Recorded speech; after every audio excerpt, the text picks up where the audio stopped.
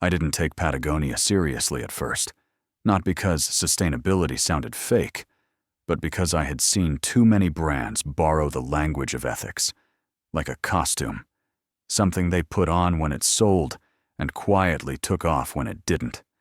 And Patagonia felt too loud about caring to be real.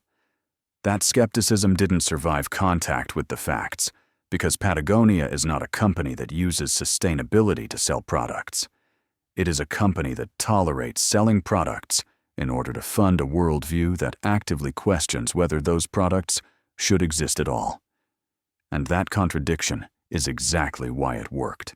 Patagonia was shaped by Yvon Chouinard, a man who never wanted to be a CEO and never fully trusted people who did. He was a climber, first, a craftsman, second, and a businessman only because reality forced him to become one. The company didn't start with a mission statement. It started with a problem. The gear used for climbing was destroying the very environments climbers claimed to love. Traditional pitons scarred rock faces. Cheap equipment failed dangerously. Chouinard didn't see this as a market opportunity. He saw it as a moral irritation, and moral irritation, when combined with skill, can be more powerful than ambition. From the beginning, Patagonia's relationship with growth was uneasy. The company grew because its products were good, not because it chased scale. When growth caused harm, Patagonia pulled back. That alone breaks most business logic. Switching to organic cotton in the 1990s nearly destroyed margins. It wasn't a calculated brand play. It was a reaction to discovering how toxic conventional cotton farming actually was. Patagonia chose to absorb the pain rather than externalize it. Most companies do the opposite and then write a sustainability report about it later. This pattern repeated. Materials were scrutinized. Supply chains were exposed internally before anyone demanded it publicly. Patagonia didn't wait for regulation or outrage. It acted on discomfort. That's an important distinction. Sustainability wasn't a department. It was a reflex. When you see the damage and you can't unsee it, you either rationalize or you redesign. Patagonia redesigned again and again, even when customers didn't ask for it, and competitors laughed at the inefficiency.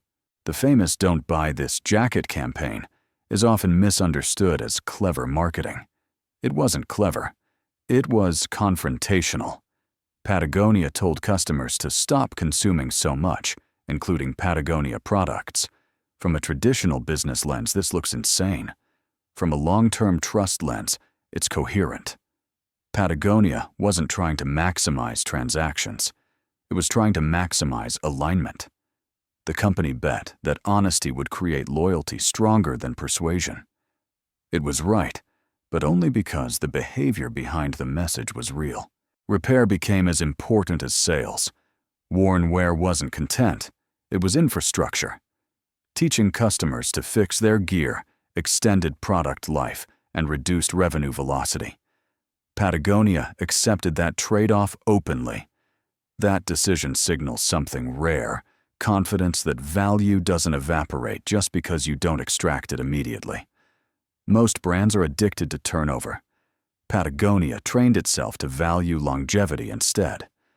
That changed how customers perceived ownership. A Patagonia jacket wasn't seasonal fashion. It was equipment meant to age with you. Internally, this philosophy demanded discipline.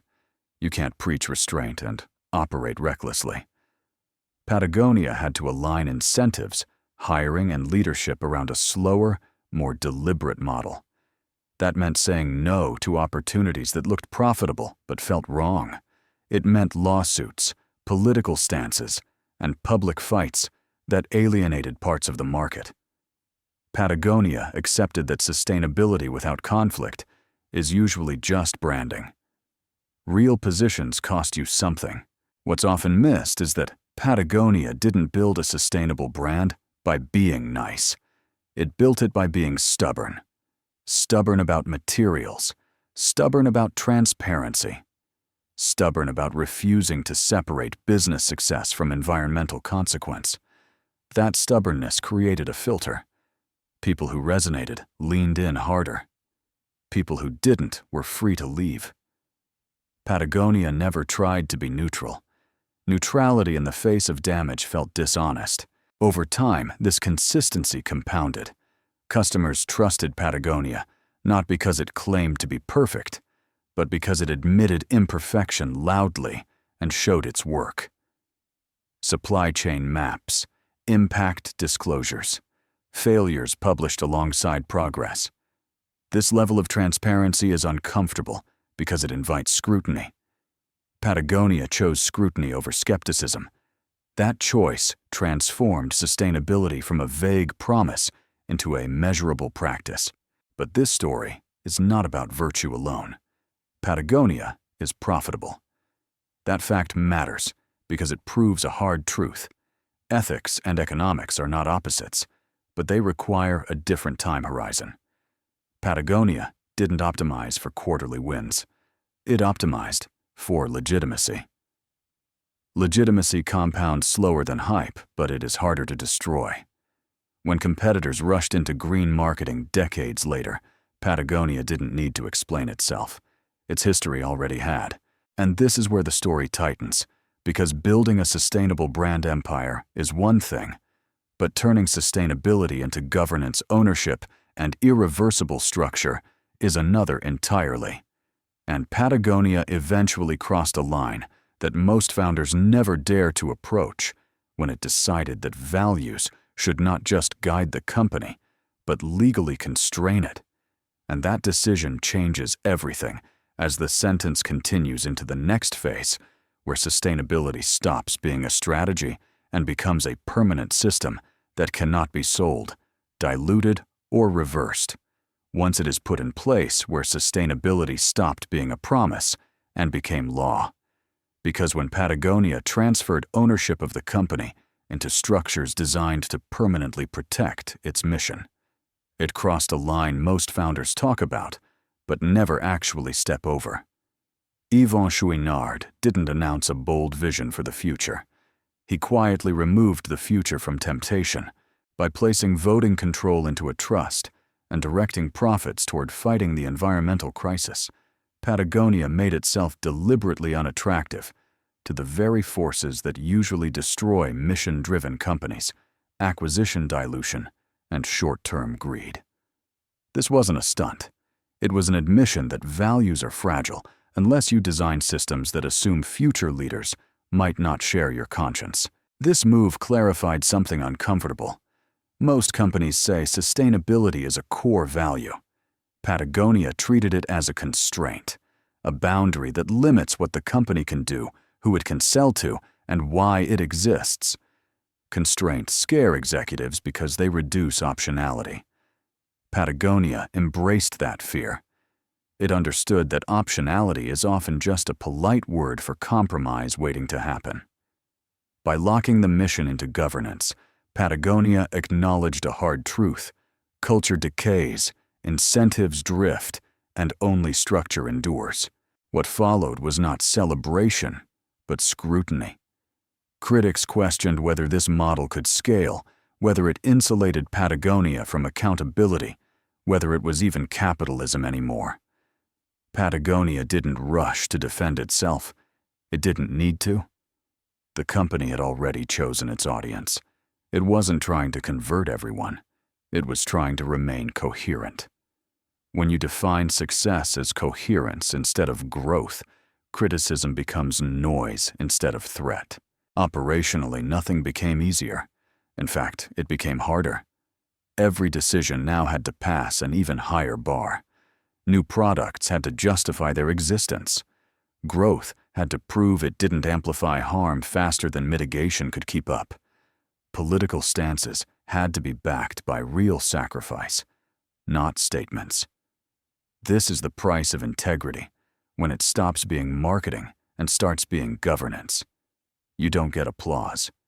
You get responsibility. What makes Patagonia's story so rare is that it exposes the lie at the center of most purpose-driven narratives. Purpose is not what you say when it's profitable. Purpose is what you refuse to do when it would be easy. Patagonia refused to sell itself, refused to separate profit from consequence, refused to let future leadership quietly walk things back. That refusal is the empire, not the jackets, not the stores. The refusal. For builders, this is the uncomfortable takeaway. If your values disappear the moment you sell scale or step away, they were never values. They were preferences. Patagonia shows that building a sustainable brand empire is not about being ethical in public. It's about making ethics unavoidable in private decisions long after you're gone. That requires giving up control, not clinging to it. Patagonia may never be the biggest brand in its category. It doesn't want to be. It wants to be difficult to corrupt. In a world where everything eventually gets optimized for extraction, that is a radical ambition. And it is why Patagonia's influence extends far beyond apparel. It forces every other company claiming to care to answer an awkward question. What are you willing to lock in? And what are you quietly hoping to reverse later? If this story made you rethink what building a company that matters actually demands, stay with this channel. Subscribe, because this is where we examine founders who didn't just talk about values, but surrendered power to protect them. And leave a comment sharing what you think is harder, growing fast with compromises or growing slower with constraints, because that choice, more than any strategy, defines the kind of legacy you're actually building.